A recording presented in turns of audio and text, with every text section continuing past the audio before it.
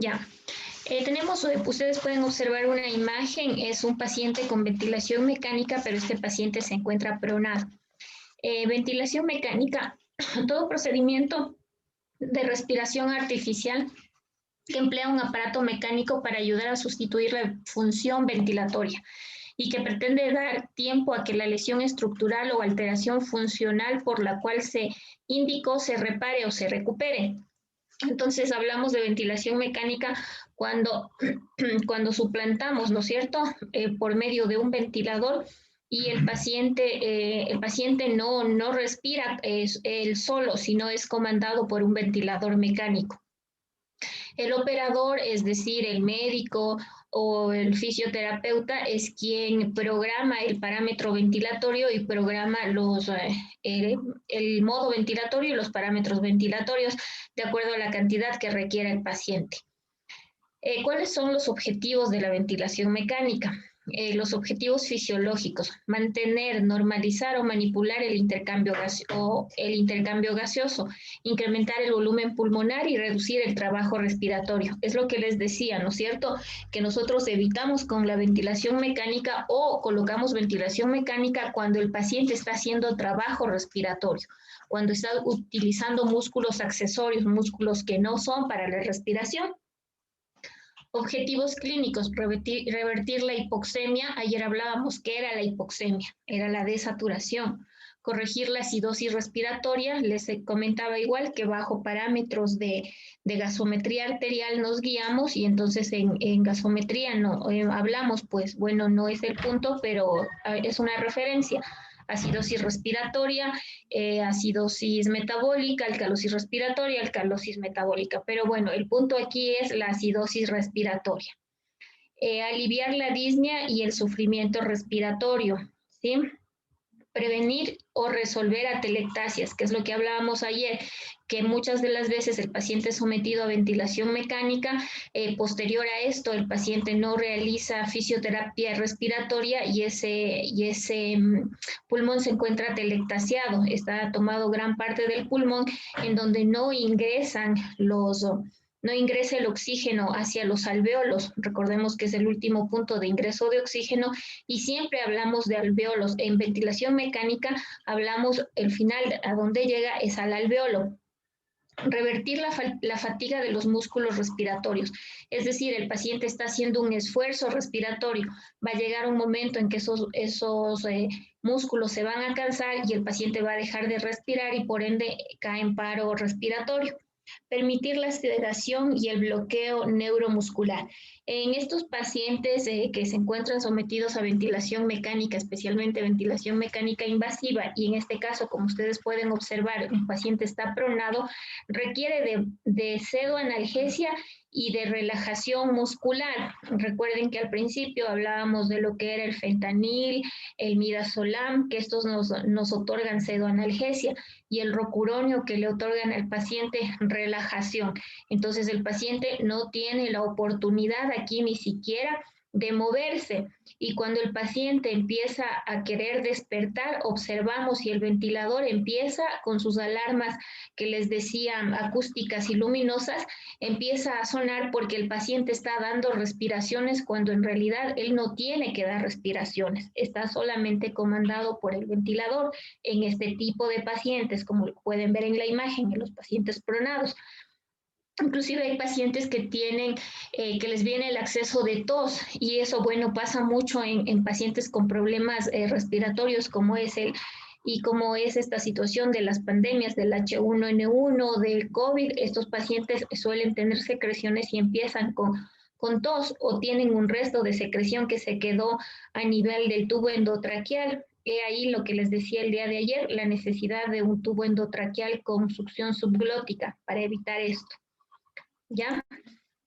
Ahora vamos, la ventilación mecánica no invasiva. A ver, ahora nuevamente les quiero escuchar. ¿Quién me puede decir si ha tenido experiencia y ha manejado la ventilación mecánica no invasiva y cuál ha sido su experiencia? Ya no les voy a preguntar conceptos porque no quiero que lean del internet. A ver, vamos, por favor.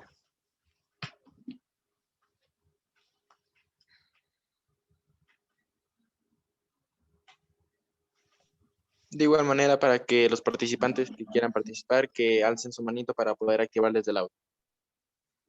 Sí, por favor, que me ayuden con eso.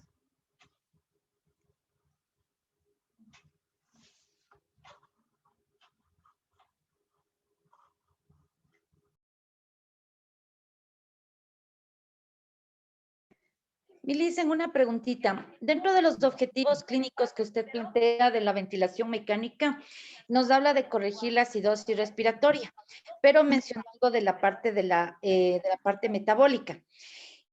Los hidrogeniones que pueden salir de una descompensación metabólica en el paciente inciden y me cambian directamente en producir una acidosis respiratoria en el paciente.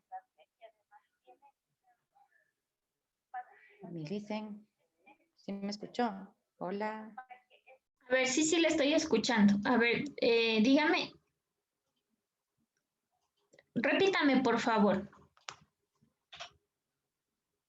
¿Sí me escuchan? Sí me... Me dicen que dentro de los objetivos clínicos, en un paciente en terapia intensiva, Ajá. hay una descompensación inmersa y lógicamente el paciente va a estar totalmente hospitalizado. Entonces, en los objetivos nos habló de corregir la acidosis respiratoria, porque la acidosis respiratoria se establece cuando tenemos parámetros de los cambios del oxígeno con el dióxido de carbono en la función. Pero no sé si yo lo escuché mal o no lo entendí bien, también de la parte metabólica. Un paciente con una descompensación tan fuerte puede tener la liberación de los hidrogeniones y la mezcla del bicarbonato para una acidosis respiratoria. Verán, yo les decía, ¿no? Que, bueno, que corregimos la acidosis respiratoria y que esto se da en base a la gasometría arterial y que, bueno, hay otras alteraciones en la gasometría arterial que en sí no inciden totalmente como para poder corregir por medio de ventilación mecánica, sino es más que la acidosis respiratoria. Si bien es cierto, tenemos acidosis metabólica, tenemos alcalosis metabólica, tenemos acidosis respiratoria, tenemos alcalosis respiratoria, pero en sí la ventilación mecánica, uno de los objetivos clínicos es corregir la acidosis respiratoria. ¿Por qué? Porque la acidosis respiratoria se da cuando hay una disminución del pH, recordemos los valores normales del pH, cuando hay un cambio o un aumento del CO2, ¿sí? El CO2 sube, les decía que eso depende del lugar donde nosotros nos encontremos, que puede ser la altura al nivel del mar. Yo les daba la referencia, por ejemplo, en Quito, el CO2 es 20 más menos 2 y el bicarbonato de sodio es de 30 más menos 2. Y en una acidosis respiratoria, tanto el CO2 como el bicarbonato se elevan y el pH tenemos una alcalemia y esta disminuye. Entonces, esa era mi explicación, que no tenemos, bueno, en este momento no podemos dar una clase de gasometría arterial, si bien es cierto, ventilación mecánica es muy poco tiempo como para que nosotros podamos alcanzar el conocimiento exacto, pero sí podemos conocer ciertas pautas que nos pueden ayudar en nuestro trabajo.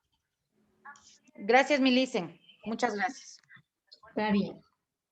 A ver, ahora sí quiero escucharles. ¿Quién ha tenido experiencia con ventilación mecánica no invasiva?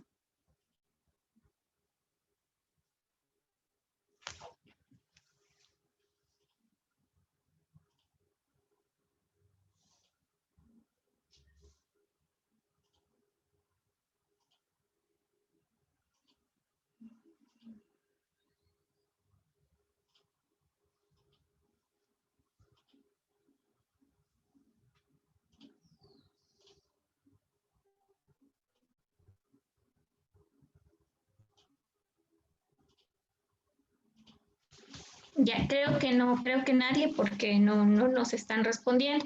Bueno, con esa referencia les voy a dar unas pautas para que ustedes puedan conocer de qué se trata la ventilación mecánica no invasiva y sobre todo... Yo mismo nuevamente le interrumpo. Yo he tenido la experiencia de las dos tipos de ventilaciones, no de manera personal, pero en el caso de mi papá le comento, mi papi tiene, aunque usted no me crea y me puede estar escuchando, mi papi sufrió 2 infartos al corazón y tiene hecho 3 cateterismos cardíacos. Y él empezó a presentar una apnea importante, sobre todo en el momento del sueño. Y a él le pusieron la máquina para que le dé estos flujos de inspiración durante el sueño. Y en el Ajá. caso de mi pequeña, ella estuvo por 3 ocasiones hospitalizada y una de esas estuvo grave y utilizó todo lo que es la ventilación mecánica invasiva cuando tenía 3 minutos. Entonces sí he tenido la experiencia de ver esos 2 manejos. No sé si la de no mecánica puede entrar el aparato que es del que le comento para los flujos de inspiración en el apnea del sueño. Sí, ese es el CPAP. Ahí manejamos el CPAP para este tipo de patologías y sí te otorga, el CPAP es un modo ventilatorio no invasivo. Ya. ¿Ya? Gracias. Bueno, pues vamos a pasar a la siguiente diapositiva que les decía, ventilación mecánica no invasiva. Es una modalidad de apoyo a la ventilación espontánea, es decir, aquí el paciente respira, el ventilador no comanda las respiraciones del paciente, por lo tanto aquí no programamos frecuencia respiratoria. ¿Ya? Por eso dice que a la ventilación espontánea del paciente o soporte ventilatorio, que no precisa técnicas invasivas. ¿Qué quiere decir invasivas? Quiere decir que no es necesario colocar un tubo endotraqueal al paciente o un traqueotomo. ¿Sí? Se utiliza en situaciones de fracaso respiratorio con el objetivo de mejorar la fisiopatología que la ha provocado. Por ejemplo, una paciente con una cetoacidosis diabética. ¿Qué le pasa a esta paciente? Tiene problemas respiratorios y en el momento que ella desarrolla la cetoacidosis diabética hay una alteración en los gases arteriales y esos necesitan ser compensados y no necesariamente con un tubo endotraqueal. Pacientes que están iniciando con infecciones respiratorias, por ejemplo, ahora les pongo el ejemplo de la pandemia, pacientes que de pronto para no ser manejados con tubo endotraqueal todavía al inicio podemos hacer el intento o el médico hace el intento con ventilación mecánica no invasiva. ¿Qué hace la ventilación mecánica no invasiva? Reduce el trabajo respiratorio y disminuye la disnea, lo que nos decía la compañera, hay momentos de inclusive en apneas de sueño, nosotros tenemos y colocamos a pacientes en ventilador o en el espontáneo, en CPAP. Sí, aquí les presento, tenemos la ventilación mecánica no invasiva por medio de una mascarilla. Sí, solamente aquí otorga boca y nariz. Aquí tenemos la Total Face, la que pueden observar. Total Face, es decir, toda la cara del paciente está dentro de la mascarilla. Lo que me preguntaban ayer, el casquito, esto se llama escafandra. ¿Sí? Y este es un modo de ventilación mecánica que nos ayuda mucho. Ya les voy a explicar cada una por qué. Y este es el high flow. En relativamente casi no tienen los aditivos en algunos hospitales, ¿no? Pero en los que hemos podido manejar, este también nos ayuda y es una forma no invasiva para el destete ventilatorio y que no sea después de la extubación un destete brusco y no colocar no invasiva. Entonces, con esto el paciente puede permanecer de 12 a 24 horas y se le retira para que el paciente ya pueda ser colocado a oxígeno, puede ser de bajo flujo y no tener la necesidad de un alto flujo. ¿Ya? Tenemos nuevamente, vamos a regresar a la hemicara, a la que decíamos, ¿no es cierto?, entre nariz y boca. ¿Qué es lo que pasa con esto? Nosotros debemos, cuando colocamos la ventilación mecánica no invasiva con esta mascarilla o con la mascarilla Total Face, lo que hacemos es liberar al paciente de sudor, de impurezas, de pronto de barba, liberar la piel del paciente. El arnés, que es lo que nos ayuda a sujetar, el arnés tiene que estar desde la parte posterior, desde el occipital. Muchas de las veces los compañeros se colocan mucho más arriba y esto se resbala y permite que se lacere la nariz por la mala colocación del arnés. El arnés no tiene que estar apretado. Si usted coloca el arnés e introduce a los lados, es decir, a los lados de las mejillas del paciente, se introducen sus dedos, quiere decir que está bien colocado. El objetivo de la mascarilla de la ventilación mecánica no invasiva no es lacerar la piel del paciente o ajustar para que no haya fugas. El objetivo es una colocación adecuada. Sí, una colocación. ¿Cómo logramos esto? Primero elegimos la mascarilla adecuada para el rostro del paciente, que viene por tallas, viene en M, viene L y viene la S. Entonces, dependiendo del porte del rostro del paciente, inclusive las casas que nos otorgan las mascarillas nos entregan unos medidores para poder medir y poder saber qué mascarilla le queda al paciente. Entonces, a veces lo que nosotros hacemos es para proteger la piel del paciente con este tipo de mascarilla, porque esta es la que más suele lacerar la piel, es colocar al paciente un parche de Duoderm a nivel de la pirámide nasal. ¿Sí? A nivel de la pirámide nasal que llega más o menos hasta las comisuras labiales, hasta el borde de la comisura labial.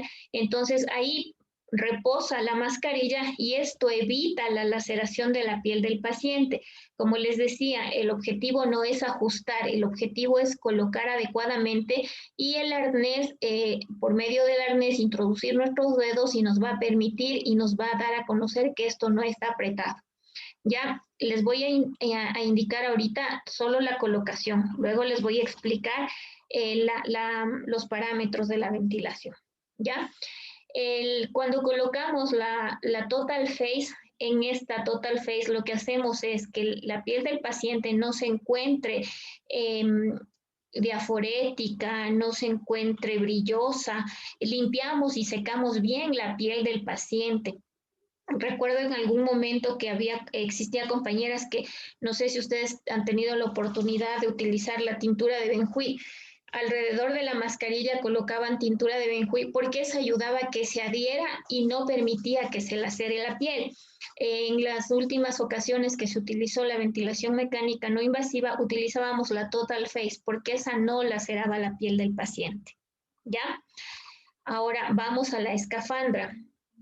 La escafandra depende del paciente, porque si es un paciente que tiene claustrofobia, por más sedación consciente que le coloquemos, el paciente no va a permitir que se la coloque. Va a ser como que el paciente se está ahogando y quién no, porque estamos dentro de un casco. Ya el ajuste de este casco es por medio de un arnés que se realiza por debajo de las axilas. Hemos tenido oportunidad y se han dado casos de pacientes que hay laceración, que hay zonas de presión en las axilas. ¿Por qué? Porque ajustamos innecesariamente, porque pensamos que la escafandra, si ustedes ven la mano de la enfermera, está aplastando, porque cuando usted no aplasta ese sitio, la escafandra se infla y es como que se levanta. Y ahí es cuando buscamos apretar más y eso no es lo correcto.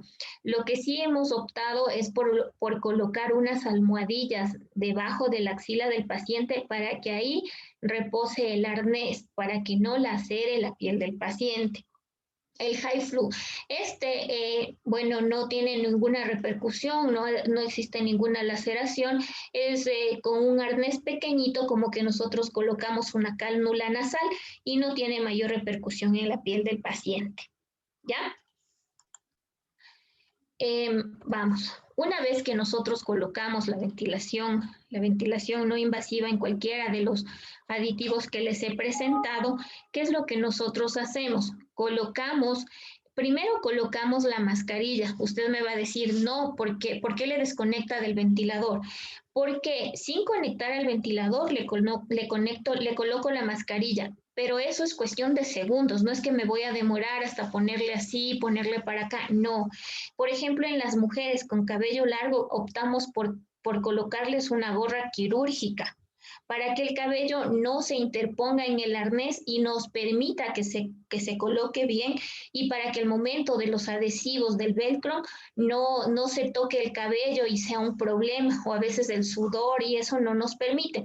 Colocamos una gorra al paciente o si es varón y tiene el cabello un poquito largo, colocamos una gorra para luego colocar el arnés. La persona que está al lado del ventilador es quien coloca la mascarilla y la otra persona que está al lado le ayuda con el arnés. Bueno, esta mascarilla que les presento solamente tiene una correa en la parte frontal, pero por lo general tenemos dos correas. Primero se fija la correa frontal y luego se fijan las inferiores. Y al mismo tiempo los dos. No es que yo ya le coloqué y luego le colocas tú. No, al mismo tiempo para que se dé para que no se realice un ajuste demasiado, una presión.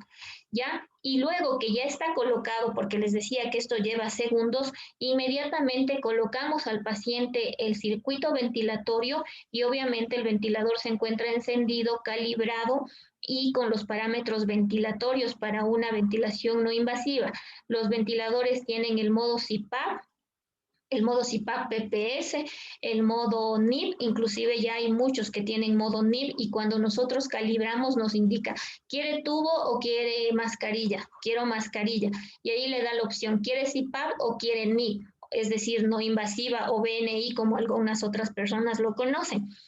Entonces ahí colocamos y pedimos al paciente que empiece a dejarse llevar por la máquina, porque ellos empiezan a ahogarse, empiezan a soplar, a empujar, y ahí aparecen las fugas. Entonces, cuando aparecen las fugas, ¿qué es lo que pasa? Aparecen las fugas, por ejemplo, yo les explico del ventilador Evita, que es el ventilador Evita, marca las fugas por litros. Entonces, esas fugas tienen que estar en menos de 0,1 y en el Hamilton marca por mililitros, en menos de 1 debe estar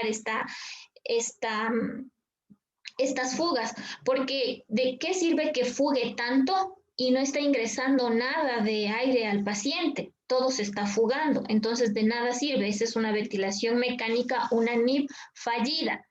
Entonces, eso es lo que nosotros hacemos en ese momento que colocamos para que, y le explicamos al paciente, no sé si a ustedes les ha pasado, más o menos la ventilación mecánica no invasiva es así, ustedes van en un auto y sacan la cabeza y todo ese golpe de aire les llega, así más o menos es el golpe que viene de la ventilación no invasiva. Imagínense con esta mascarilla qué golpe y qué difícil va a ser con los pacientes. Con esta mascarilla, según la experiencia, es un poco más llevadera, inclusive con pacientes que no tienen problemas con la escafandra. Ya, ¿qué pasa con la ventilación mecánica no invasiva con estas mascarillas? Es un poco más difícil acceder a que el paciente pueda tomar líquidos. En estas mascarillas se coloca sonda nasogástrica, ¿sí? Para descomprimir el abdomen, porque muchas veces los pacientes en la desesperación que se encuentran mandan el aire al estómago. Entonces, ¿qué nos ayuda? Por eso no es recomendado ventilación no invasiva en pacientes que tengan cirugías mayores de abdomen. Sí, entonces colocamos siempre hay que colocar una sonda nasogástrica porque esta nos ayuda, aparte que alimentar al paciente, a descomprimir el abdomen del paciente, a descomprimir el estómago en estas dos mascarillas. En la escafandra tiene, no sé si ven esta ruedita, tiene esta ruedita y por aquí tiene un agujerito. Estos agujeritos es para introducir un sorbete. O como nosotros nos ingeniamos las sondas mismo, les cortamos y le hacemos tipo sorbete. Introducimos y el paciente por ahí puede ser administrado líquidos. Y si no, zafamos acá, por ahí podemos zafar y por ahí introducimos de pronto alguna pastilla que requiera el paciente, algún tipo de alimento que requiere el paciente, y si no, pues utilizamos, como les decía, la nutrición enteral. Pero aquí no hace falta descomprimir el abdomen porque no es estrictamente necesario. ¿Ya? Ahora vamos con el high flow, que no hay ningún problema. Este es como que el paciente se encuentra con una cánula nasal, con una nariguera, como ustedes la conozcan, y no hay ningún problema. Lo importante de esta es que esté humidificada, porque recuerden que hablábamos los cilios de la mucosa de la nariz pueden ser afectados y estos pueden producir resequedad. ¿Ya? Ahora vamos. Vamos en los cuidados de enfermería. Seguridad. Valorar el estado de conciencia y orientación es importante porque un paciente que esté con un Glasgow menor a 8, imposible. Yo no le puedo colocar ventilación mecánica no invasiva. Monitoreo de signos vitales y fomentar el descanso nocturno especialmente. Estos pacientes, por ejemplo, cuando a ellos les damos la dieta, voy a regresar. Cuando les colocamos la dieta, en la mayoría de los pacientes, y con mucha más razón en estos pacientes, hay que respetar la hora de sueño.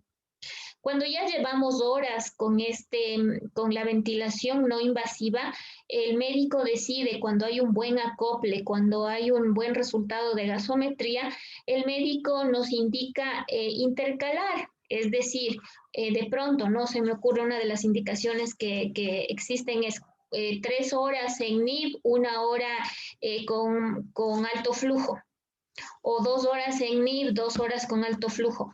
Pero en la noche, cuando el paciente descansa, es imposible colocar en ese momento intercalar, porque le dejamos con NIB por lo menos desde las 10 de la noche hasta las 5 de la mañana, porque en ese momento a veces la autonomía y mecánica respiratoria cambia en las noches. No sé si a alguna persona de ustedes les ha pasado, pero a veces como que se les fue la respiración en el momento que están durmiendo y se despiertan asustados. O de pronto muchas de las personas empiezan a roncar y es un problema también que puede pasar con estos pacientes, y todo el trabajo que nosotros hemos hecho por medio de la NIB se nos fue al piso por una hora que en la noche yo le retiré, y mucho menos en la madrugada. Es por eso que no es recomendable inclusive el destete de la ventilación mecánica en la noche, menos en la madrugada, porque a veces al sueño profundo los pacientes hacen apneas. Y no es recomendable extubar a un paciente en la madrugada, a menos que se autoextube, pero no es recomendable. ¿Ya? Vamos. De higiene, proporcionar una adecuada higiene del paciente, obviamente el baño diario, la piel hidratada. Lo que se recomienda aquí en la ventilación mecánica no invasiva es siempre colocar lágrimas artificiales a nivel de los ojitos, porque el aire tiende a resecar y luego los pacientes tienen problemas a nivel de la retina, porque este aire sí es demasiado fuerte. Ya les hice la comparación cómo más o menos es. Entonces siempre hay que lubricar la mucosa, y por lo tanto los médicos inclusive nos dejan indicando cada 4 horas, cada 6 horas, inclusive cada 2 horas, lágrimas artificiales. Vigilar la integridad de la piel y mucosa según el protocolo de úlceras por presión. Lo que les decía, no vamos a permitir que la colocación de una mascarilla que le va a ayudar a respirar el paciente provoque zonas de presión. Cuando nosotros retiramos la mascarilla por descanso o por colocar la dieta o por descomprimir el estómago, ¿qué es lo que hacemos?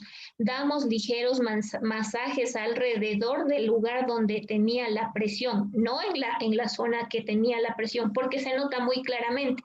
Es como que usted se duerme con su brazo hacia arriba y sobre su reloj se levanta con una huella del reloj. Es más o menos así, pero aquí en las mascarillas ya le quedan unas laceraciones, unas úlceras por presión, y aparecen grado 1. Inclusive a veces cuando no le retiran o no tenemos el cuidado que tiene que ser adecuado, aparecen ya con úlceras por presión grado 2. Es por eso que cuando nosotros retiramos para la alimentación o para un descanso, qué sé yo, de 15 minutos, lo que hacemos es lubricar la piel y dar ligeros masajes alrededor de la zona donde hubo presión, no en la zona donde hubo presión. ¿Por qué alrededor? Porque así nosotros procuramos que haya una irrigación hacia la zona que tenía presión.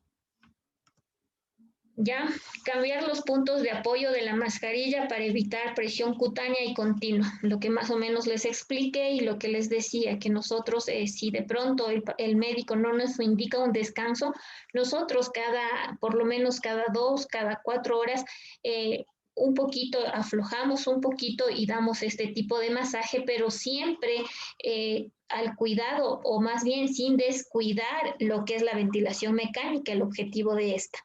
La alimentación por medio de sonda nasogástrica es nutrición enteral y esta es por tomas. Esta no es por medio de bomba de infusión, como les indiqué al principio. Esta es por tomas, es decir, 200 ml cada 4 horas. Entonces, antes de esto, yo alisto mi equipo de alto flujo, le explico al paciente y luego le retiro la ventilación mecánica no invasiva, le coloco la mascarilla de alto flujo y mido el residuo gástrico y procedo a administrar la dieta si es que así existen los parámetros adecuados. Si un paciente está haciendo mucho trabajo respiratorio y yo le inicié la ventilación mecánica no invasiva hace 2 horas, pero hace mucho trabajo respiratorio y usted dice, ya es las 12 de mediodía y no ha comido nada. No, yo prefiero esperar a que el paciente se acople un poquito más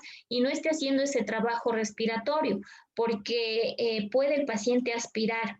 El hecho de que usted administre nutrición enteral por una sonda no quiere decir que eso no va a haber complicaciones si el paciente está haciendo trabajo respiratorio. Y con mucha más razón si es que me dice probar líquidos por vía oral.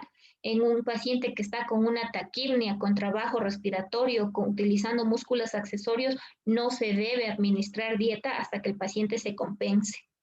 Preferible, el médico me indica administrar dextrosa al 10%, qué sé yo, en algún tipo de indicación hasta controlar la glucosa, pero no se debe administrar en trabajo respiratorio o en taquipnea, en una frecuencia respiratoria de 40 a 45, imposible. El paciente va a aspirar. Ya, descomprimir el abdomen, que es lo que les decía. ¿Cómo descomprimimos el abdomen? Zafamos la sonda nasogástrica que se encuentra acodada para que no haya salida de líquido y con una succión intermitentemente tocamos y vamos descomprimiendo el abdomen con ayuda de la succión o con ayuda de la jeringuilla con pitón de 60 centímetros. La eliminación, obviamente vamos a realizar un balance hídrico, que es lo que la bitácora nos lleva a realizar en los turnos de mañana, tarde y noche. Es lo que hacemos el balance hídrico en la bitácora, lo que ingresó y lo que salió del paciente. Verificar la oxigenoterapia, verificar los dispositivos de oxigenoterapia y comprobar el flujo correcto según la indicación médica. Administrar aerosoles si precisa según la pauta médica, como les indicaba ayer, ¿no es cierto? Se puede administrar los aerosoles, los PUC, inclusive se puede realizar cuando tenemos todo a mano, bueno, no en todos los hospitales lo tenemos, pero si tenemos todo a mano y tenemos por medio del mismo ventilador, podemos realizar en nuestros pacientes una nebulización. Comprobar periódicamente el respirador y conexiones para evitar fugas aéreas. Si es que hay fugas, esa ventilación mecánica no está adaptada al paciente. Puede ser que haya fugas porque el paciente está inquieto, porque el paciente está empujando, porque el paciente está hablando, porque el paciente no se acopla, pero también hay fugas por una mala colocación del arnés y de la mascarilla. En pacientes que no tienen dentadura es un poquito difícil el manejo de la ventilación mecánica, es por eso que en ellos se utiliza lo que les indicaba, se utiliza la Total Face, bueno, muy difícil la escafandra porque ellos no permiten, ¿ya? Realizar fisioterapia respiratoria según las necesidades del paciente, enseñar a toser y a tomar aire al paciente. ¿Y qué les puse aquí con negrita? Sedación consciente. Si recordamos la dexmedetomidina, les decía que es un frasquito de 200 microgramos que viene en 1 ml. Esto le reconstituimos en una solución salina de 100 ml y pasamos al paciente de acuerdo a lo que nosotros queremos, a lo que esperamos del paciente, y se valora por medio de la escala de RAS. Recuerdo que les di en una de las clases ya los tipos de escalas en la escala de RAS. Y lo que necesitamos es que el paciente de pronto esté en 0, porque queremos que el paciente esté tranquilito y se debe llevar por la máquina. pero si no se deja, debemos aumentar y de pronto queremos que permanezca en +1, pero no en menos, porque en menos el paciente se pone combativo, no nos quiere colaborar. ¿Ya? Ahora continuamos con la ventilación mecánica invasiva. Ya. Espero que esté claro esto de la ventilación mecánica no invasiva y nuevamente voy a recalcar que es necesario lubricar los labios del paciente también, así como les decía que es necesario colocar gotitas de lágrimas naturales para que no haya una resequedad de la retina. También es importante lubricar los labios del paciente, porque con el golpe de aire, imagínense cómo se reseca y después aparecen unas laceraciones a nivel de los labios. Inclusive en la escafandra, por ejemplo, a nivel de la mucosa nasal también es necesario lubricar. Sí, y lo importante, como les decía, es que no es necesario ajustar. Lo importante es una colocación adecuada, ¿sí? Y mantener al paciente con una sedación consciente óptima para este tipo de ventilación. Hay hospitales que no tienen o que el recurso no da para la dexmedetomidina, o Precedex, que ese es su nombre comercial, que es lo que nosotros utilizamos, tramal, pero en dilución para infusión continua. Sí, diluimos de pronto 4 ampollas de tramal en 100 ml y pasamos a 2 ml hora para que el paciente, el dolor, la presión que tiene disminuya. A veces colocamos igual una ampolla de fentanil en la solución salina de 100 ml y empezamos a pasar de acuerdo al peso del paciente o de acuerdo a lo que el paciente requiere. Iniciamos con 3 ml y de ahí valoramos, vemos si aumentamos o disminuimos el goteo. Sí, pero por ejemplo con el tramal es un goteo de 4 ml, ese goteo es estándar a menos que el paciente esté hipotensando, o sea, hay que disminuir o hay que suspender. Todo eso debemos valorar siempre. La hemodinamia cuando está con pseudoanalgesia, porque de pronto queremos que el paciente esté tranquilito, pero su hemodinamia o su presión arterial está bajando y no es culpa nada más de la sedación o de la analgesia que estamos utilizando. ¿Ya? Ahora vamos a la ventilación mecánica invasiva. Pregunto nuevamente, las personas que no hayan participado, ¿qué entienden por ventilación mecánica invasiva o si han tenido la oportunidad de trabajar con esto? Les escucho, por favor.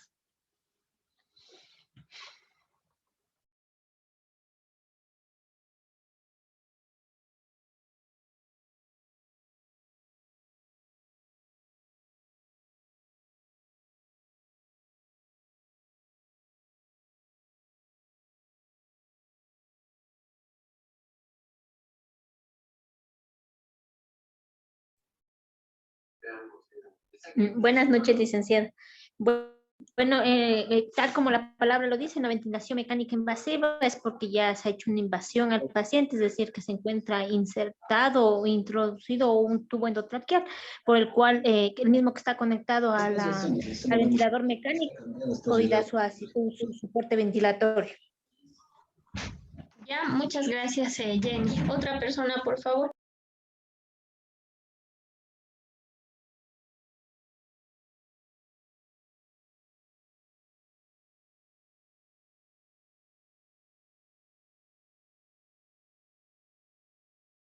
¿Alguna otra persona que desea participar?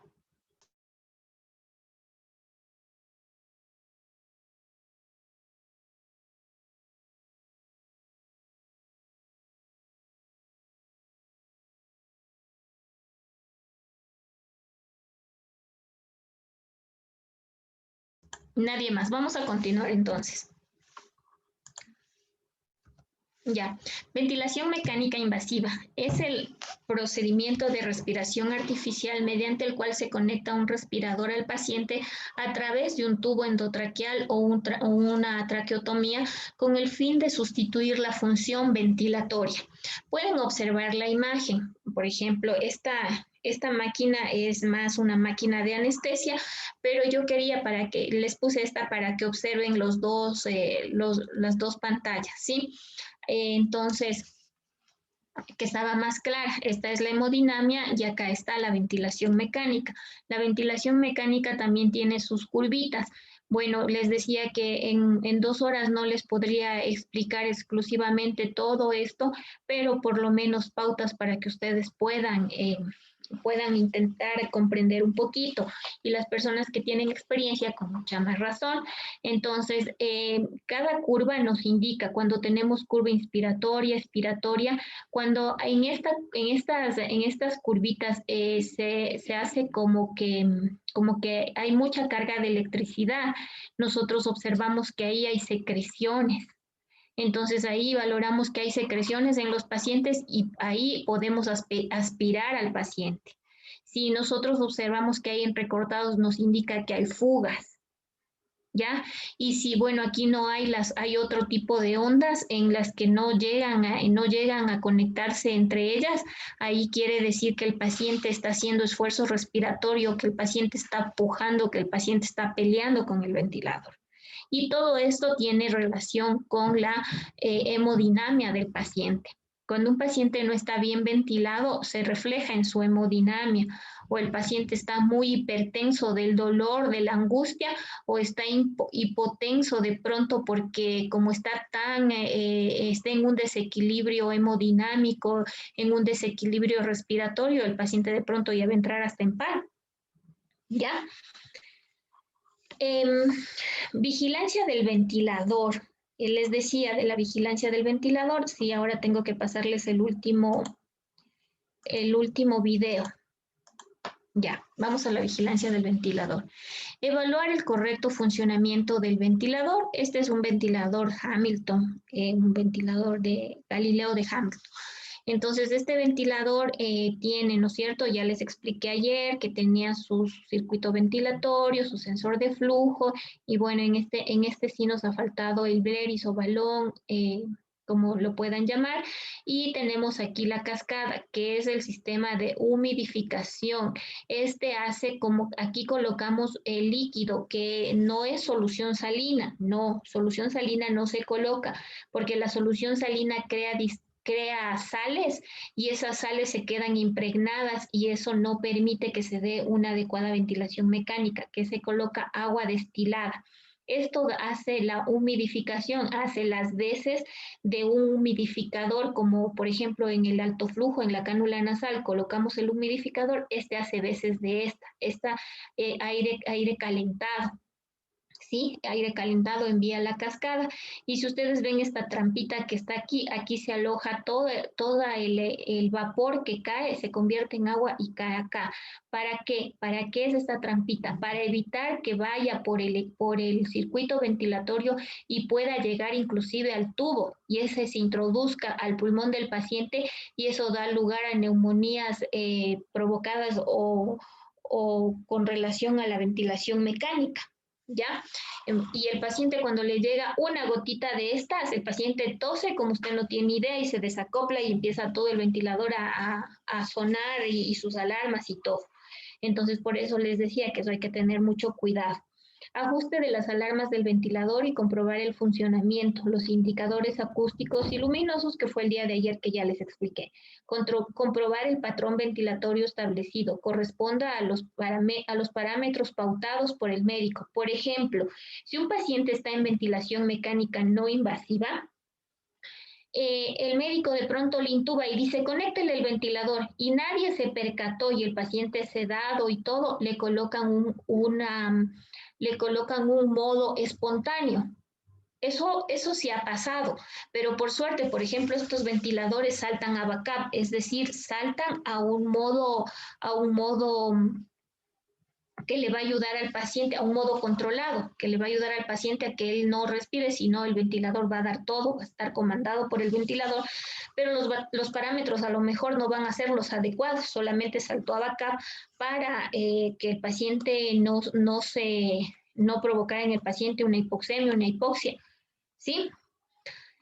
Mantener el ventilador conectado permanentemente a la red eléctrica. Verificar que el ventilador posea batería para funcionar sin estar conectado. Muchas veces nos ha pasado y ahora con las lluvias, no sé si ustedes estén igual, pero con las lluvias que existen, ni siquiera sabemos a qué hora se va la energía y si es que la planta pequeñita del hospital va a otorgar ayuda para tanto ventilador que tenemos ahora. Entonces, siempre debemos verificar que los ventiladores tengan batería. Yo recuerdo tan claramente cuando yo inicié, había un ventilador que no tenía batería.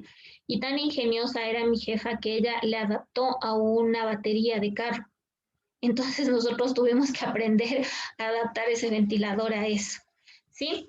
Supervisar que las conexiones y humidificadores funcionen correctamente, es decir, que todo esté sellado herméticamente y no exista fuga, porque si existe fuga el paciente no se ventila. ¿Ya? ¿Cuáles son las complicaciones de una ventilación mecánica fallida, una ventilación mecánica invasiva fallida? El barotrauma, el volutrauma o neumonía asociada a la ventilación mecánica. El barotrauma quiere decir que todo el aire que ingresó se expandió a nivel del abdomen, a nivel de otros espacios que no fueron el pulmón, al igual que el volutrauma quiere decir que el volumen que se administra al paciente es demasiado alto y que no permite, su capacidad pulmonar no da para el volumen que se está administrando. Y obviamente, como les decía, si hay un mal manejo del tubo endotraqueal, una mala técnica de aspiración de secreciones, si dejamos que el líquido de la cascada, de la humidificación llegue hacia el tubo endotraqueal y por ende a los pulmones, tenemos una neumonía asociada a la ventilación mecánica.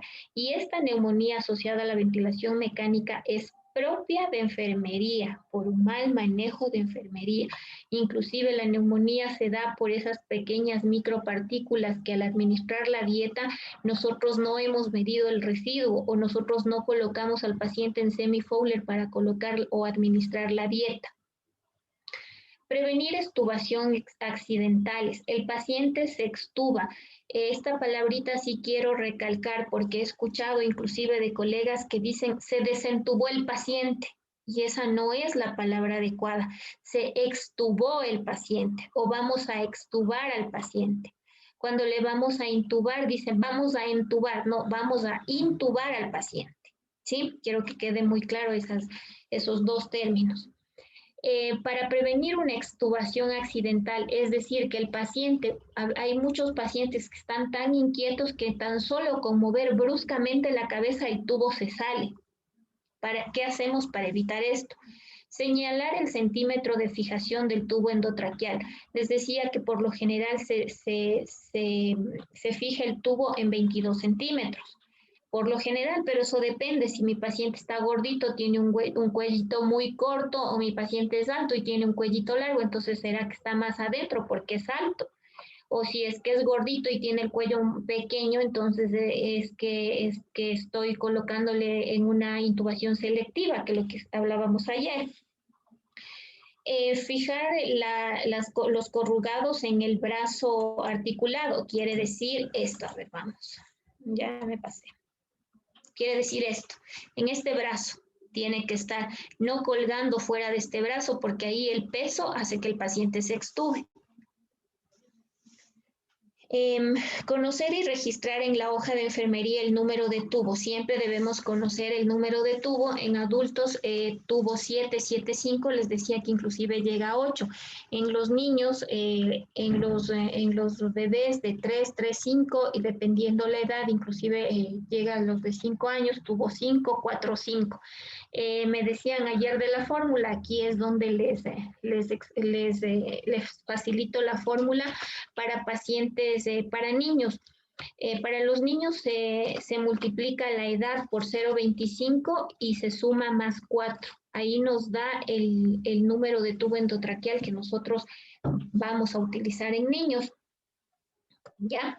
Ahora tenemos los tipos de ventilación. Vuelvo a recalcar, en este tiempo no voy a poder explicar exactamente todo sobre modos ventilatorios. Simplemente es una pauta para que ustedes conozcan. Esto lleva mucho tiempo, inclusive en la formación de cuarto nivel. En los médicos de eso son semestres. En formación de enfermeras en cuarto nivel son 2 semestres de ventilación mecánica que inicia desde la fisiología respiratoria. Entonces, por eso les voy a explicar y espero que me entiendan este conocimiento un poquito complicado, pero pienso que me voy a hacer explicar. La ventilación controlada por volumen. El volumen en modo de ventilación controlada por volumen. Ya tenemos 2 modos de control de la ventilación, por volumen y por presión. Por volumen, el modo de ventilación controlado por volumen se programa un volumen determinado circulante o tidal. ¿Qué es el volumen tidal? Es el gas que ingresa a los pulmones, que ingresa y que es eliminado a los pulmones. Es la cantidad de aire que ingresa a los pulmones. Y el volumen minuto es la cantidad de aire que ingresa a los pulmones, pero por minuto, ¿sí? Para obtener un intercambio gaseoso adecuado, habitualmente se selecciona en adultos y el volumen tidal es de 5 a 10 ml por kilogramo de peso. Por lo general, el volumen tidal en un adulto es de 350 a 450 litros. Ya tenemos ventilación controlada por presión. Otro modo, otra forma de ventilar al paciente es por presión.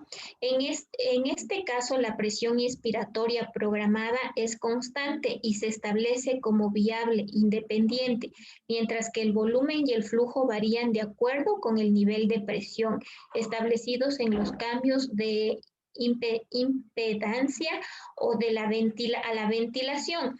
¿Qué es la presión? Por ejemplo, dice lo que hablábamos de la presión positiva. Aquí el médico programa la presión y con qué presión va a llegar la cantidad inspiratoria de oxígeno hacia los pulmones.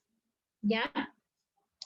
Tenemos el monitoreo ventilatorio, tenemos los modos, aquí tenemos los modos ventilatorios. ¿Cuáles son la clasificación?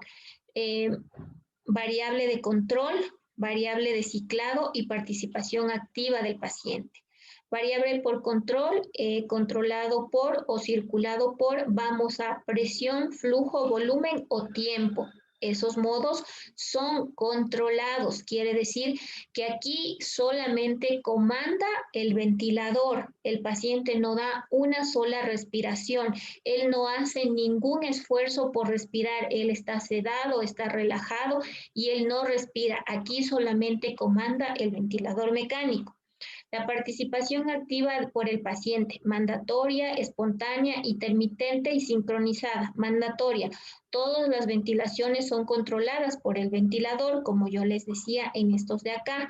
Espontánea. Todas las ventilaciones son controladas por el paciente. Por ejemplo, en este mandatorio, que todas son controladas por el ventilador, hay momentos en que el paciente empieza a respirar y este modo le permite dar ventilación, dar una respiración al paciente sin que haya una interferencia o sin que exista algún problema de desacople ventilatorio, como no pasa en los otros. Espontáneo quiere decir que el paciente está respirando él, por más que tenga un tubo, está en modo espontáneo. Esto nos permite valorar el destete, es decir, la extubación. Intermitente, cambio, tanto ventilaciones mandatorias como espontáneas. Aquí, por ejemplo, el médico programa 10 ventiladores, 10 frecuencias respiratorias mandatorias y el resto del paciente, total 16. Ese es un modo intermitente. El ventilador da 10 y el paciente da 6, total 16. Ahí vamos recuperando la función respiratoria del paciente con este modo. Sincronizado. Sincroniza las ventilaciones mandatorias con los esfuerzos inspiratorios del paciente. Quiere decir que a momentos da solo la máquina o a momentos el paciente está respirando solito. ¿Ya? Espero que esté claro. ¿Cuáles son los parámetros ventilatorios? Entre los principales que les puedo mencionar, ¿sí? La CO2, que es lo que hablábamos ayer, sí, que es la fracción inspiratoria de oxígeno, que es un valor de 21 al 100%. La PIB, que es la presión positiva al final de la expiración. Y de la PIB depende ¿qué? Depende la distensibilidad con la que el alveolo trabaje, ¿sí? Si es que tenemos una PIB mayor a 8, quiere decir que yo ese circuito ventilatorio por nada del mundo puedo desconectar, porque si yo desconecto, el alveolo va a colapsar, es decir, se va a cerrar y no va a permitir y ese alveolo se va a quedar así, y ahora con qué alveolo más trabajo, por más que tengamos millones de alveolos, cada uno es importante para la respiración. Por eso se recomienda, aquí en la imagen les puedo indicar que se recomienda pinzar con una gasa y una pinza, pero no con la parte de las ranuras, sino con el otro lado de la pinza, pinzar el tubo para hacer, por ejemplo, se me ocurre, voy a cambiar el filtro hidroscópico y no puedo desconectar, pero si es necesario y ese filtro ya lleva más de 3 días, ¿qué es lo que hago? Pinzo el tubo y en cuestión de segundos vuelvo a coloco el otro filtro hidroscópico, coloco inmediatamente y zafo a mi paciente. ¿En qué momento pinzo? En el momento que el paciente inició la inspiración antes de la expiración, porque ahí los pulmones quedan abiertos, los alveolos se quedan abiertos, pero si yo pienso en el momento de la expiración, no me ayuda de nada, es preferible que la haya desconectado sin pinzar, porque ahí los alveolos van a colapsar. ¿Cuál es la presión soporte? Lo que les decía, que la que da soporte a la ventilación es una forma de ventilación asistida. La presión soporte da soporte para que el paciente pueda soportar o pueda tolerar este tipo de ventilación. La frecuencia respiratoria obviamente puede ser comandada por el ventilador o puede ser espontánea. Los médicos colocan 16 respiraciones por minuto, pero cuando ven que hay retención de CO2, necesitan lavar ese CO2, necesitan que el paciente tenga más respiraciones para que ese CO2 se lave y por lo tanto aumentan las frecuencias respiratorias, inclusive llegan hasta 24 las frecuencias respiratorias. El volumen tidal, que ya les dije, que es el aire que llega hacia los pulmones en cada inspiración, que es de 5 a 7 mililitros por kilogramo peso corporal. La presión pico, que no puede ser más allá de 20 centímetros de agua, porque si llega más allá, ese pulmón está haciendo mucho trabajo.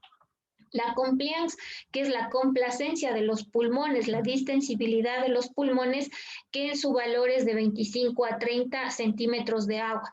A veces algunos ventiladores no nos dan la compliance, en ciertos modos la compliance no aparece, pero tenemos una fórmula manual con la que podemos determinar la compliance, que es la presión pico menos PIB dividido para volumen tidal. Quiere decir, de pronto, la presión pico me dio 10, menos PIB, la PIB está de 5. 10 menos 5, 5. Y el volumen tidal está, se me ocurre, de 450. Entonces ahí divido, ¿sí? 450 dividido para 5, y ese es el valor de la compliance. O sea, son números que se me ocurren ahorita más o menos para que ustedes puedan tener el ejemplo, pero la compliance, el valor normal es de 25 a 30 centímetros de agua. La relación inspiración-expiración. Recordemos que cuando nosotros respiramos nos demoramos 1 o 2. Esa es la relación inspiratoria 1 segundo, expiratoria 2 segundos. Esta es la relación IE o relación inspiración-expiración, que es uno de los parámetros que también copiamos en la bitácora. La presión inspiratoria, que va de 19.6 o más o menos de 200 centímetros de agua. Las resistencias, ¿qué pasa con las resistencias? Tenemos que valorar cuando hay resistencias. De pronto hay resistencias porque el tubo es muy pequeño. En tubo 6, por ejemplo, nos va a dar resistencias. ¿Qué quiere decir las resistencias? Que hay una resistencia para que pase el aire hacia el paciente. A veces las resistencias se da y nosotros ni cuenta que el paciente a veces hasta está mordiendo el tubo. Las resistencias se dan cuando hay presencia de secreciones en el tubo. Entonces ahí es cuando el médico nos indica los puffs de salbutamol, lo que les indiqué ayer. ahí nos indica para que se despeje el tubo y pueda ingresar. Pero eso se valora. Por ejemplo, si un paciente cuando ingresó, se me ocurre, vino con un edema de glotis y el único tubo que ingresó fue el 6, pero es un paciente adulto. Es un paciente gordito, es un paciente grande, entonces obviamente va a haber resistencias, pero eso se otorga al tubo, no se otorga que exista, o puede que exista secreciones también, pero tenemos que eso siempre tener en cuenta. Ahora vamos a la pronación del paciente. Pronación del paciente intubado. Ahí se me fue. ¿Ya? ¿Qué es la pronación? Ya en las posiciones anatómicas que nos dan al inicio de nuestra formación, ahí está el paciente pronado, pero nunca se nos habría ocurrido que el paciente conectado a máquinas, a ventiladores, a monitores, puede estar pronado, es decir, el paciente está boca abajo, como generalmente se lo puede determinar. Esta técnica no es complicada, pero sí es de mucho cuidado. ¿Por qué? Porque el paciente tiene una vía central, porque el paciente tiene una línea arterial, porque el paciente está monitorizado, porque el paciente tiene un tubo endotraqueal, porque el paciente tiene una sonda nasogástrica. ¿Ya? Es una técnica no invasiva que ha demostrado su eficiencia en diversos estudios como medida terapéutica adicional en el tratamiento en pacientes con síndrome de distrés respiratorio agudo, entendiendo como tal o cual cuadro clínico de disnea intensa de comienzo rápido, de hipoxemia o infiltrados pulmonares bilaterales. ¿Cuál es el objetivo de esta ventilación mecánica? Que el abdomen comprima parte de la caja torácica y que ésta se pueda expandir. Si el paciente está pronado, está liberando todo lo que tiene que ver con la caja torácica para que los pulmones se expandan. Inclusive ahora los pacientes que están en casa, tratamiento de COVID, ¿qué les decimos cuando empiezan a desaturar? Ponte boca abajo o duerme boca abajo y mejora la saturación. Y con mucha más razón en estos pacientes intubados, pero esa es la idea, que no haya compresión de ninguno de los otros órganos del abdomen hacia la caja torácica. Y esto nos ayuda a liberar cuando el paciente está pronado y hay una mejor expansión torácica, ¿ya? ¿Cuál es la forma adecuada de pronar al paciente? Primero, debe existir un equipo multidisciplinario en donde haya por lo menos de 4 a 5 personas. Siempre la persona que está a cargo del paciente o la enfermera que está a cargo del paciente es la que comanda la cabeza. A veces también está el médico, pero nosotros estamos siempre a la cabeza como enfermería porque nosotros cuidamos nuestro tubo endotraqueal, la sonda nasogástrica para que no exista una extubación fallida. Imagínense en este paciente una autoextubación, ¿ya? Entonces colocamos en nuestros pacientes la media sábana en la parte posterior. Tenemos a mano, ¿qué es lo que debemos tener a mano? Es un tipo gelatina, es una dona gelatinosa o una dona casera, bueno, lo que tengamos en nuestro hospital para colocar el rostro del paciente. Utilizamos 2 almohadas, como pueden ver en esta imagen, una a nivel del tórax y otra a nivel de la pelvis. ¿Por qué hacemos esto? Aquí la almohada en esta imagen, si ustedes ven mi cursor, tiene que estar un poquito más arriba, en la parte del tórax. ¿Por qué? Porque el abdomen tiene que estar libre, porque ahorita en esta pronación no me sirve de nada que esté la almohada ahí, porque está igual comprimiendo y el abdomen tiene que estar libre. Yo les decía que sí se puede dar inclusive dieta enteral a estos pacientes porque nosotros si colocamos la almohada de la parte superior bien, está colocada adecuadamente y no está comprimiendo el abdomen porque el abdomen debe quedar libre. Sí se administra dieta a estos pacientes. Ya, entonces, en el momento que nosotros giramos al paciente, como pueden ver la primera imagen, giramos al paciente, para poder girar primerito tenemos que alistar a nuestro paciente. El tubo endotraqueal tiene que estar fijado con doble reata, ¿ya? Con doble reata y fijado al lado contrario al que le vamos a dar la vuelta al paciente, porque a veces el ventilador, como no podemos desconectar, si ven en esta imagen, se queda a ese lado, pero el tubo tiene que estar totalmente fijado y tiene que estar hacia el lado del ventilador en lo posible. Si no es posible, pues tenemos que adaptarnos. Tenemos que mover las bombas de infusión al lado que se encuentra, como vamos a girar al paciente, al lado donde se encuentra la vía central, porque en el momento que giramos ahí todo se envuelve y el paciente se llega hasta por el cuello los equipos de bomba y entre todos las mangueras y todo lo que tenemos, ¿sí? Colocamos igual la línea arterial, la vía central bien curadas y bien protegidas con el parche, con el apósito adecuado. Retiramos los electrodos del tórax anterior del paciente y en el momento que giremos colocamos los electrodos en el tórax posterior, tomando en cuenta cuál es el lado derecho, cuál es el lado izquierdo del paciente y no colocar equivocadamente. Colocamos inmediatamente, le monitorizamos al paciente cuando giramos. Es un poquito molestoso cuando no tenemos el material adecuado, pero si es que nosotros sabemos manejarnos con dos almohadas, con una almohada para la parte de los tobillos y levantar, porque a veces los pulpejos de los dedos, del dedito gordo del pie, ahí se hace la zona de presión. Le hemos cuidado todo el tiempo, pero justo ahí no nos dimos cuenta. Ahora, para colocar el rostro del paciente en la dona gelatinosa o en la dona que nosotros normalmente podemos realizar en el hospital, hay que tener mucho cuidado. Si ustedes ven esta imagen, en la segunda imagen, es una dona gelatinosa que ahí, miren cómo nos permite inclusive sacar por aquí la vía central, me imagino que al otro lado nos permite sacar el tubo para que no haya... Con esto, el paciente está adecuadamente pronado y en él lo que debemos tener cuidado es en las secreciones y cuando hay edema a nivel palpebral y edema en los labios. Y si es que es necesario y si es que podemos con la dona que mantengamos, podemos girar la cabeza del lado derecho al lado izquierdo, evitando una extubación. ¿Cómo cambiamos de posición a nuestro paciente? Lo único que se puede hacer con este paciente y lo que se debe hacer es cambiar de posición los brazos. Esto se denomina la posición de nadador. Entonces, cada 2 horas yo cambio de posición los brazos del paciente, lubrico la piel posterior del paciente y estiro sábanas, porque no por el hecho que el paciente está pronado yo no puedo dar cuidados para evitar úlceras por presión.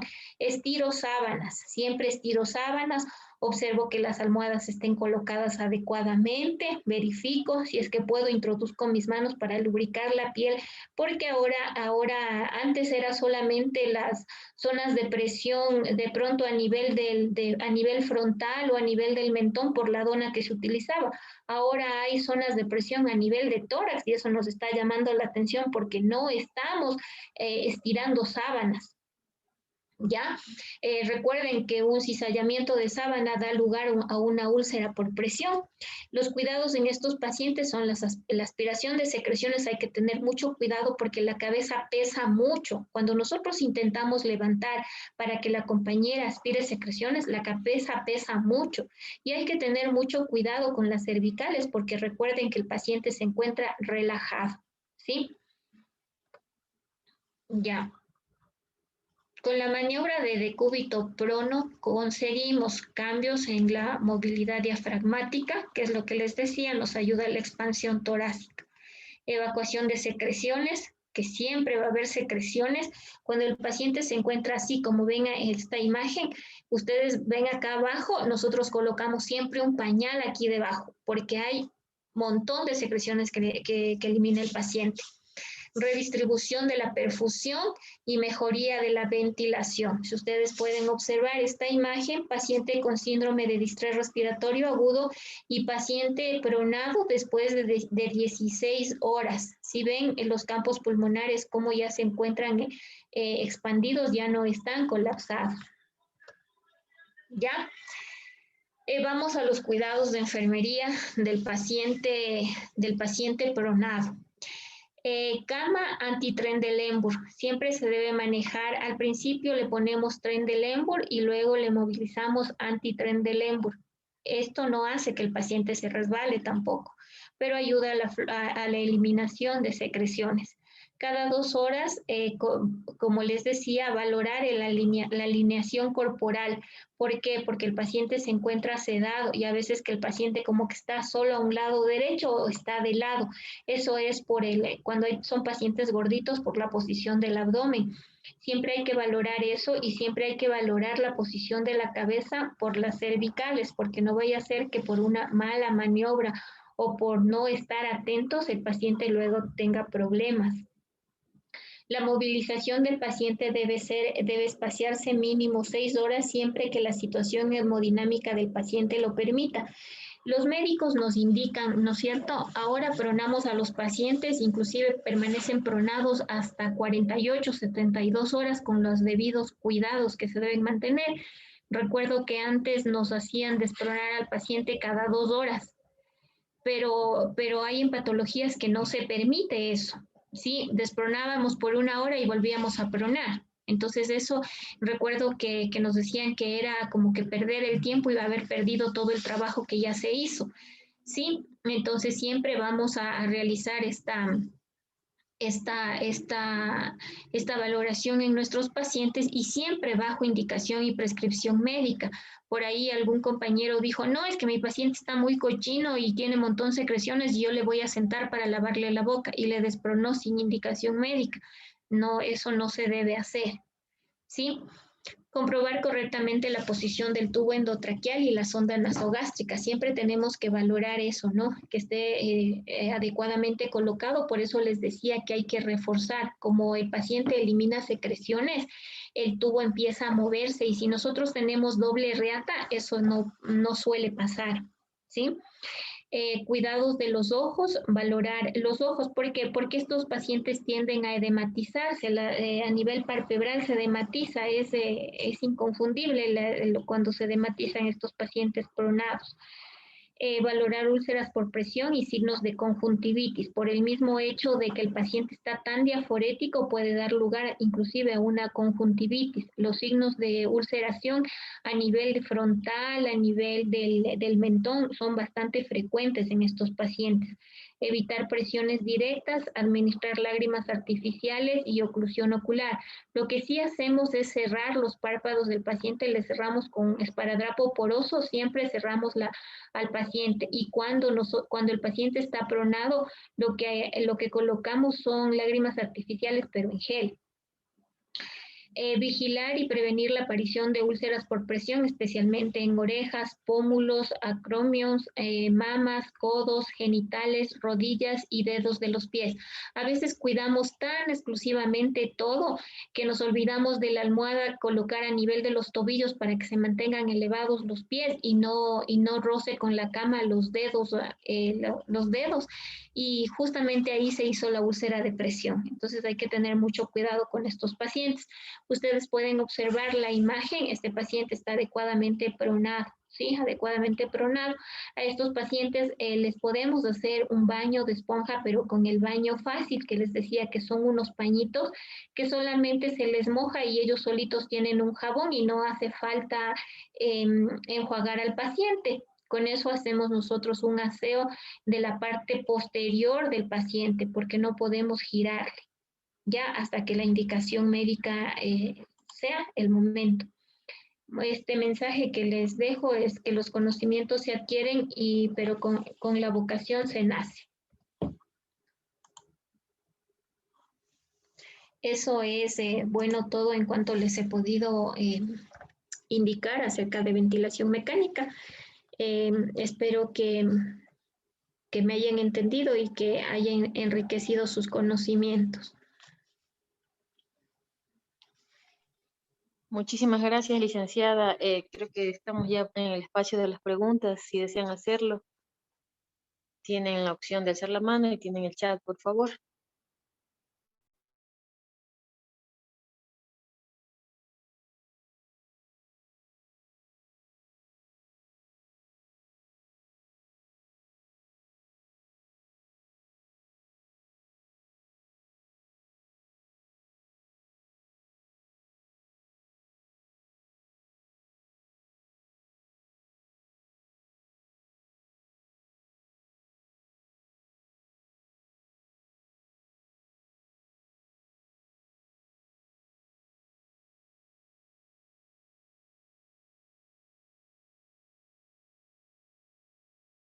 ¿Sabe qué se me estaba pasando por alto ahorita que leo una? Bueno, gracias porque, bueno, gracias por hay una felicitación y nos puede enseñar a armar el ventilador mecánico. Sí, tengo un video y se me estaba pasando por alto.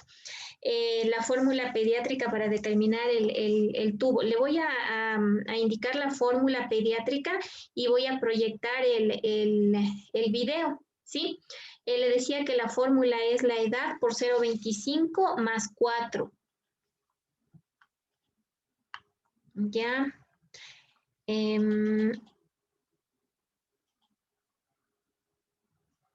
Ya, la cascada sí se utiliza en adultos y en niños, depende de la patología del paciente y si es que necesitamos que fluidifique más secreciones. Cuando el ventilador nos indica que hay permanencia de secreciones y no basta solo con el filtro hidroscópico que nos ayuda a unificar, el filtro hidroscópico se denomina también nariz porque hace esta función, entonces se utiliza la cascada, ¿ya? Voy a colocarles el video y vamos a seguir con las preguntas, ¿ya?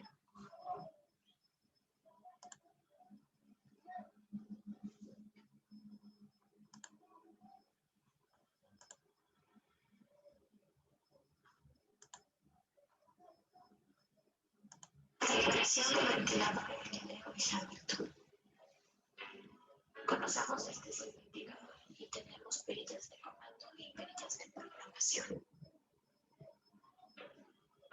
Para poder realizar la calibración, conocemos el ventilador y observamos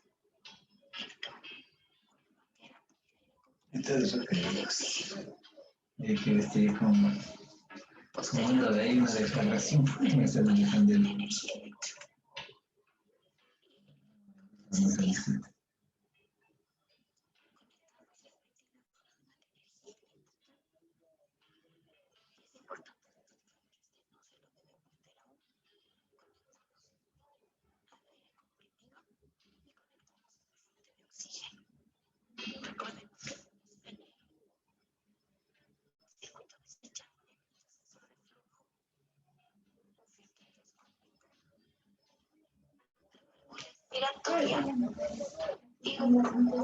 Hombres, más o menos así.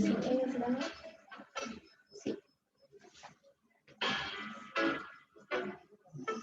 Procedemos a colocar la respiratoria, concentrándose en el medio hacia arriba para otorgar un juego muy calibrado del ventilador. Colocamos en un solo movimiento. Licenciada, nos comentan que el video no se escucha. No sé si será posible que usted nos pase el video y nosotros le hacemos el link de YouTube para que ellos puedan apreciarlo bien y escucharlo. ¿No se escucha? No. Ya, le voy a pasar ahorita el video para que usted me ayude ya y voy a dejar de compartir. Sí, por favor.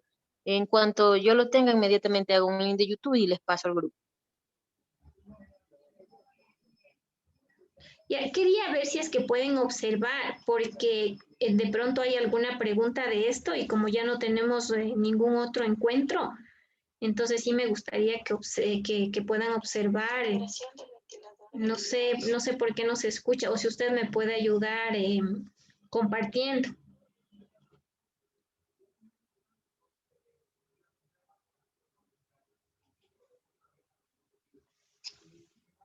Por favor, que me pase nomás a mí el video. Yo les comparto y de igual manera usted puede reproducirlo y explicarles algo de lo que se está viendo en el video para que no se queden con esos vacíos.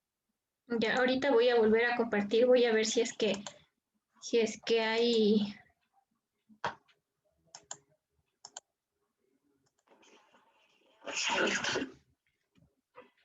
Conocemos este ventilador y tenemos perillas de comando. Ahí se escucha. Para poder realizar la calibración, conocemos el ventilador y observamos el cable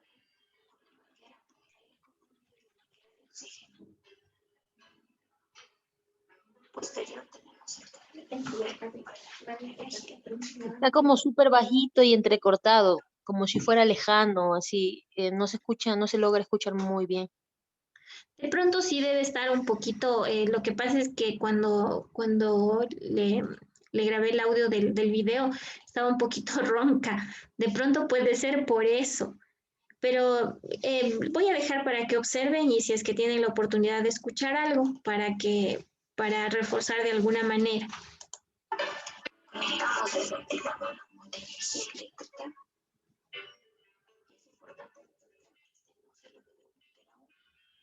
Conectamos al aire comprimido y conectamos a la fuente de oxígeno. Recordemos que debemos tener un circuito desechable, sensor de flujo, un filtro hidroscópico, la válvula respiratoria y un blitz.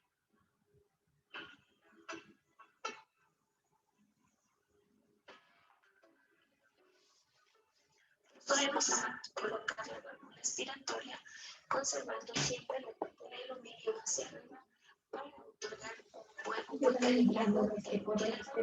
Colocamos en un solo movimiento. Luego colocamos el filtro antibacterial y colocamos el sensor de flujo, observando sus colores, la parte azul y la parte transparente. El circuito ventilatorio, la válvula respiratoria, la válvula respiratoria,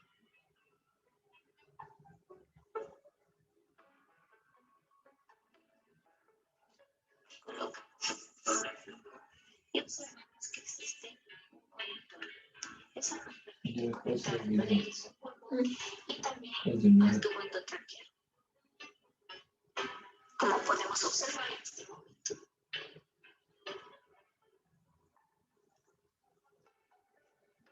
Aquí está el ventilador, está armado.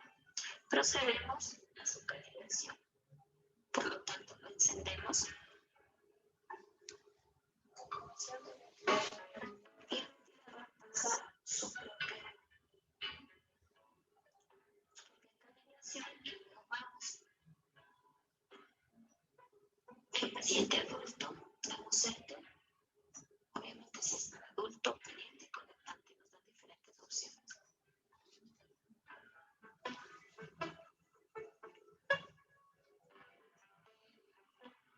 Y vamos con la perilla hacia calibración. Damos enter. Y nos dan tres opciones: sensor de flujo, filtro de oxígeno y estanqueidad. Iniciamos con sensor de flujo. Vamos a ir haciendo todo lo que la pantalla del ventilador nos indica, calibrando sensor de flujo y luego nos indica invierte sensor de flujo. ¿Ya? Y luego aparece en la pantalla y nos indica que ya está calibrado. ¿Sí? Una vez que hacemos todos los pasos que este nos pide, dice calibración en proceso y luego cuando ya la mitad.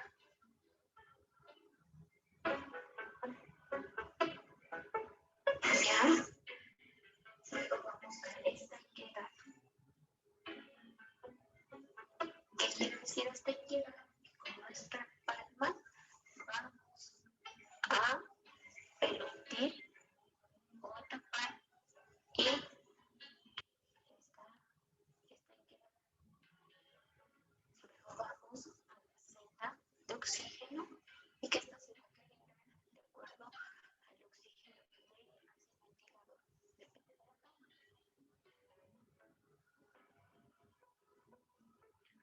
Luego nuevamente vamos a modos.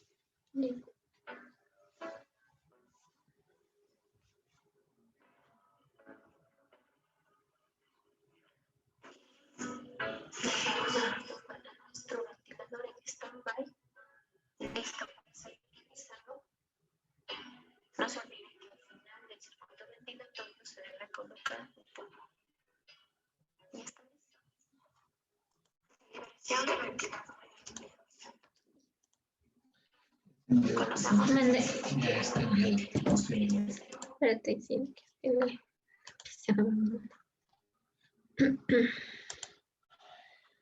ya. Bueno, no sé si, bueno, si tuvieron todos problemas con el agua, pero de pronto se observaron, más o menos es así, en este tipo de ventilador hay otras formas de calibrar los otros ventiladores, dependiendo la marca, pero bueno, este es el más accesible y el que se está utilizando, y como que el más complicado.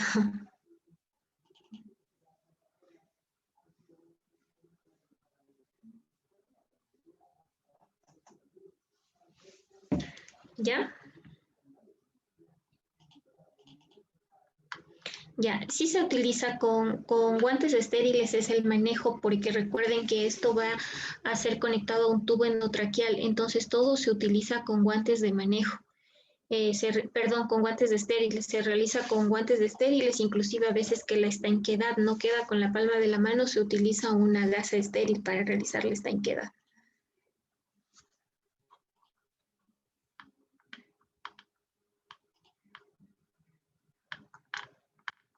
¿Ya? ¿Alguna otra pregunta? Yo ya le envié de todas maneras al correo que me había indicado. Sí, en este momento están trabajando en el video. Me gustaría poderle compartir, no se tarda más de 5 minutos, a los estudiantes, a los participantes, para que ellos puedan verlo y no sé si aprovechan y tienen alguna pregunta ya después de ver el video, porque realmente el que compartió no se logró apreciar prácticamente nada porque se cortaba y no se escuchaba. Ujú. Ya, entonces, si hasta que tengamos eso, tenemos alguna pregunta.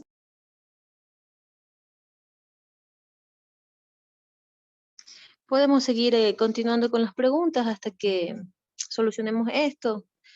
Por favor, ten en el chat igual para seguir con las preguntas.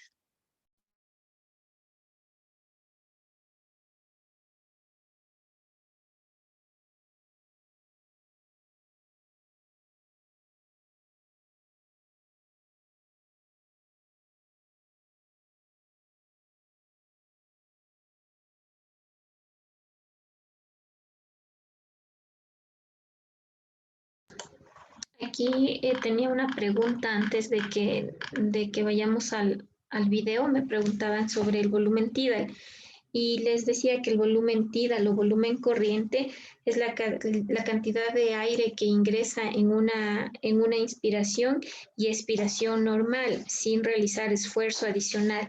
Y los valores normales estaban en 500 ml o 7 dependiendo del peso del paciente por kilogramo de peso.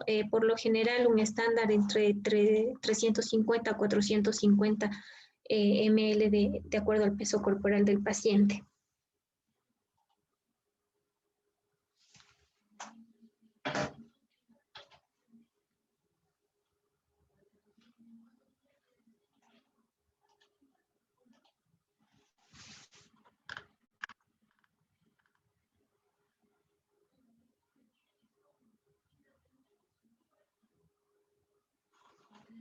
Ya, nos preguntan en qué patologías no se puede colocar por mucho tiempo a los pacientes pronados. Lo que pasa es que todo depende de las pruebas diagnósticas, de las radiografías, de las tomografías que se realicen los pacientes para colocarles en la pronación. Les comento que antes, sin patología más que el síndrome de distrés respiratorio, les colocaban a los pacientes de pronto 12 horas y en eso el paciente se recuperaba y despronábamos por 1 hora y nuevamente volvíamos a pronar. Pero ahora con estas circunstancias de la pandemia, el mismo hecho de aerosoles, el mismo hecho de que no podemos con el paciente pasar pruebas, sino que simplemente el paciente tiene que llegar a un punto en que esté bien para poder despronar, pero tampoco podemos excedernos en el tiempo. Les decía que inclusive ahora llegan de 48 hasta 72 horas la pronación.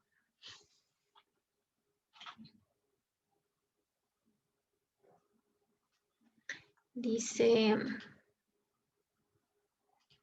si se administra algún tipo de relajantes cuando está en ventilación no invasiva, más o menos eso es lo que no conectado a los, a ver, se administra algún tipo de, se me fue, se administra algún tipo de, se me fue. Se administra algún tipo de relajantes cuando se está conectado a los invasivos.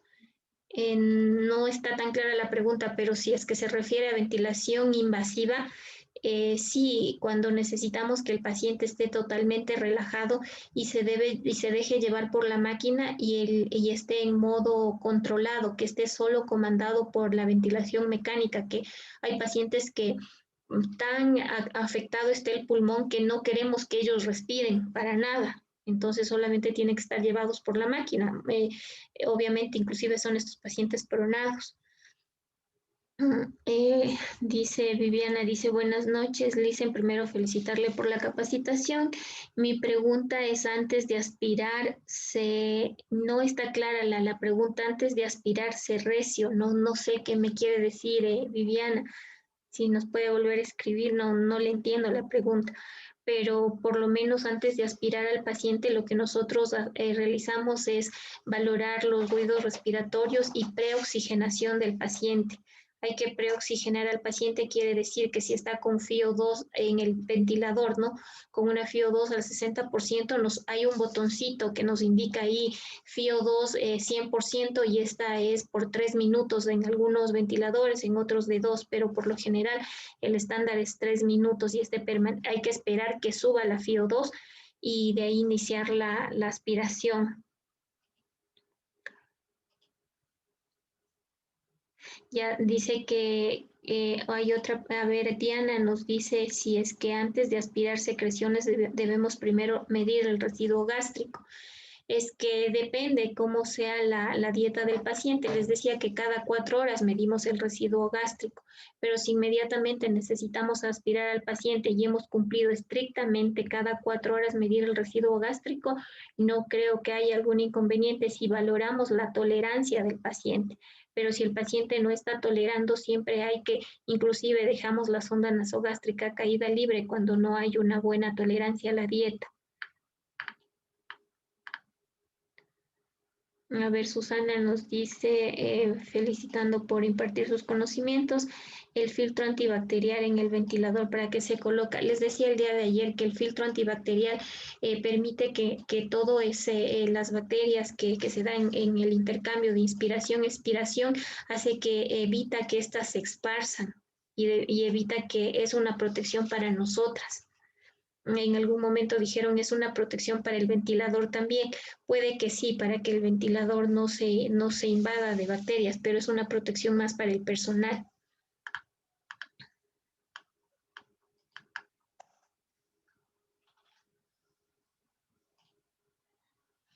Pacientes intubados, les decía, ¿no? A ver, Viviana, ¿qué cuidados debemos hacer?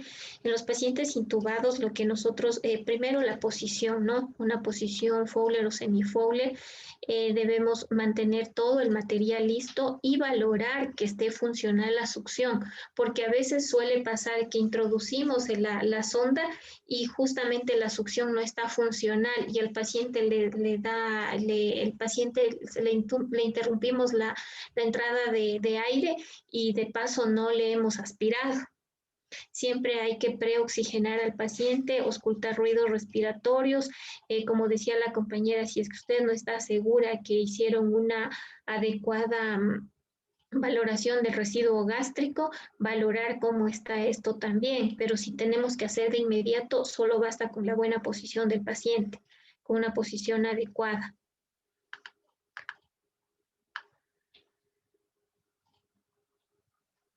Jan me dice que si les puedo ayudar con un PDF donde están las soluciones para diluir los fármacos utilizados en UCI.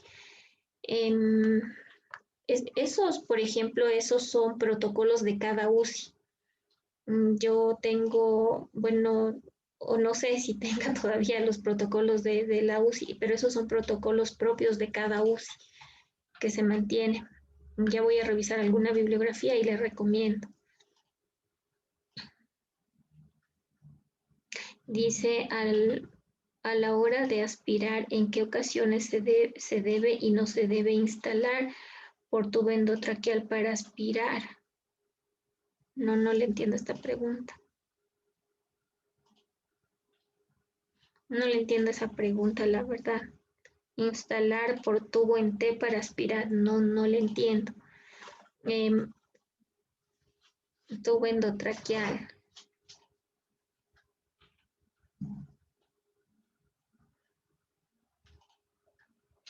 Ya por tubo, la verdad es que no entiendo la pregunta de Jenny.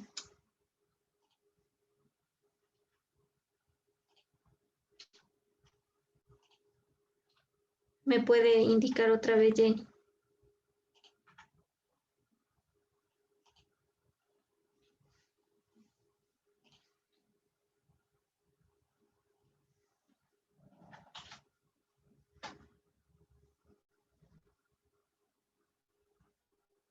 A la hora de aspirar, ¿en qué ocasiones se debe y no se debe instalar por tubo endotraqueal?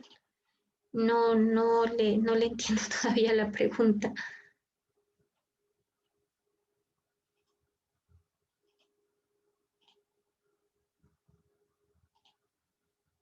Ya dice que cómo se calcula la PAFI, la fórmula. Hay que tomar en cuenta el PO2 y la FiO2. En la división de los dos dividido para 100. ¿Cuándo se llega a hacer la traqueotomía y cuáles son sus ventajas y desventajas? Un paciente con intubación endotraqueal no debe permanecer más de 15 días con intubación endotraqueal. Un paciente que ya no tolere el destete de ventilación mecánica quiere decir que él no va a ser extubado, que tenemos que colocar una traqueotomía. Entonces los pacientes no pueden tolerar más tiempo. Alguna vez una compañera me comentaba que un familiar pasó un mes intubado, pero esto da lugar a las estenosis endotraqueales, entonces a las estenosis de tráquea. Entonces es por eso que no puede pasar un paciente más de 15 días y se le realiza una traqueotomía, una intervención quirúrgica. ¿Y cuál es las ventajas? Bueno, pues que vamos a evitar la estenosis de la tráquea, y las desventajas de esperar que el paciente permita el destete ventilatorio, hasta qué tiempo, y las secreciones, porque cuando en una traqueotomía los primeros días hay abundantes secreciones y puede dar lugar a una neumonía asociada a la ventilación mecánica o a una infección a nivel de la entrada del traqueotomo. ¿Ya? Eso son las preguntas. ¿Algo más?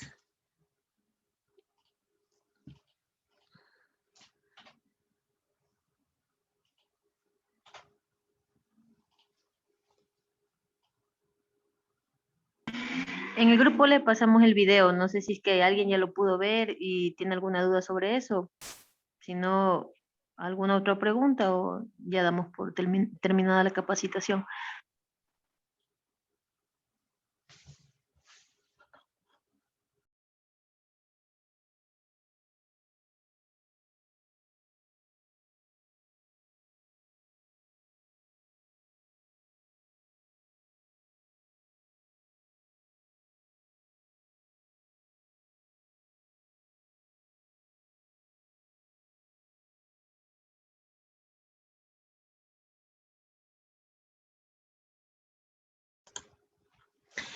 Voy a hablar, si es que puedo hablar con la licenciada Miriam, a ver si es que podemos verificar ese video y volver a enviar para alguna ayuda.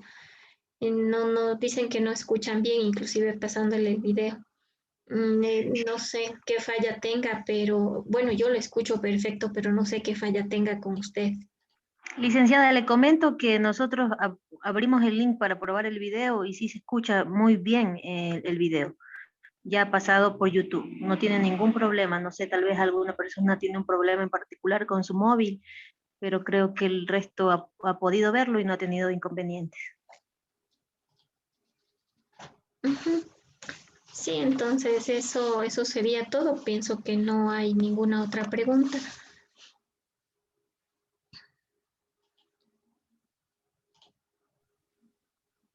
Yo creo que no. Entonces, les recuerdo a los participantes que el curso el día de mañana es de 8 de la mañana a 10. Por favor, que tomen en cuenta eso. Em, le hacemos una preguntita ahí en el chat, Lice, no sé si le puede dar respuesta a esa. Y mañana les pasamos el link una vez se termine la capacitación para la evaluación. Y les comentamos cómo va el proceso para evaluarlos. Ya me dicen que qué libro les recomiendo para el ventilador. Bueno, hay un libro propio del ventilador Hamilton. Ahí nos indican todos los parámetros ventilatorios y todos los modos ventilatorios.